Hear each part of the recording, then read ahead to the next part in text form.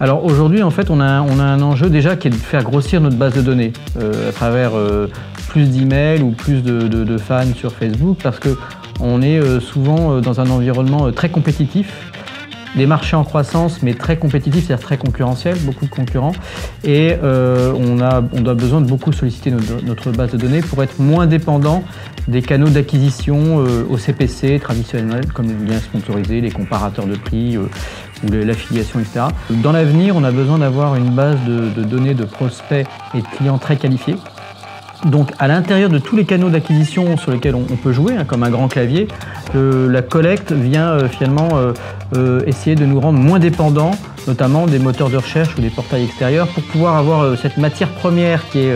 la base de données utilisateurs à disposition. Donc pour nous, il est préférable d'investir en amont sur cette collecte de manière intelligente pour ensuite pouvoir utiliser toutes ces données, la raffiner au fur et à mesure que le temps passe à travers des programmes de CRM ou de social, de SRM ou aussi de mobile relation management, voilà, à travers tous les canaux, mais à partir du moment où on a la matière première. Donc la constitution de l'asset, de l'actif au départ, c'est la constitution d'une base de données très qualifiée avec beaucoup de data.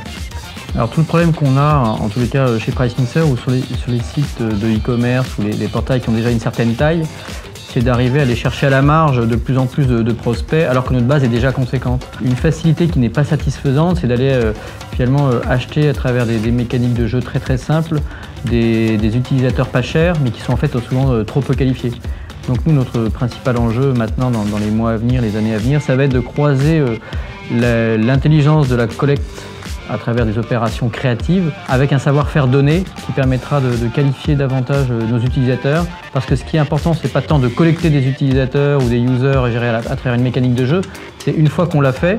être certain que ces utilisateurs vont pouvoir devenir des acheteurs ou des vendeurs, dans le cas de PriceMixer, et donc il y a un taux de transformation après l'opération qui sera vraiment satisfaisant. Et pour qu'il soit satisfaisant, évidemment, c'est la qualité du prospect, donc de la donnée, du ciblage potentiel qui va être le critère déterminant. Ce que j'aime et ce que j'ai apprécié avec Contest, c'est la capacité en fait d'avoir aussi sur étagère un certain nombre d'outils qui nous permettent de ne pas recommencer à zéro à chaque fois qu'on veut faire une opération de collecte ou qu'on veut faire une opération un petit peu intelligente. C'est un premier sujet, parce que si on recommence à zéro, on est obligé de faire appel soit à des agences, soit à des prestations en interne. Ça va vite nous coûter cher, et du coup, si ça nous coûte trop cher, on a tendance à renoncer ou à déplacer, à décaler dans le temps une opération de collecte, alors qu'on a besoin d'être réactif. Au fur et à mesure de notre agenda promotionnel, on voudrait que chaque campagne soit finalement à terme associée à une opération de collecte, d'une part. Et puis ensuite, autre intérêt de Contest, évidemment, c'est ce que je disais tout à l'heure, c'est de croiser le jeu à travers l'expertise donnée. Parce que le jeu tout seul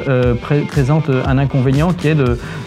d'attirer les joueurs. Et les simples joueurs, c'est un petit peu des chasseurs de primes, on le sait très bien dans le e-commerce. Donc on a besoin d'avoir des données complémentaires pour, je dirais, trier le bon grain de livret, comme on dit au sens biblique, c'est-à-dire en fait les utilisateurs qui sont intéressés, qualifiés,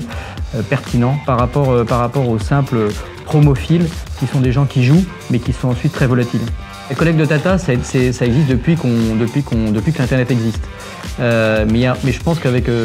Contest, on est plutôt dans la collecte 2.0 ou 3.0, qui est vraiment le croisement de la collecte et de la data, qui est finalement la seule façon, à mon avis, aujourd'hui, de pouvoir de manière pertinente envisager de continuer à faire de la collecte à travers des jeux.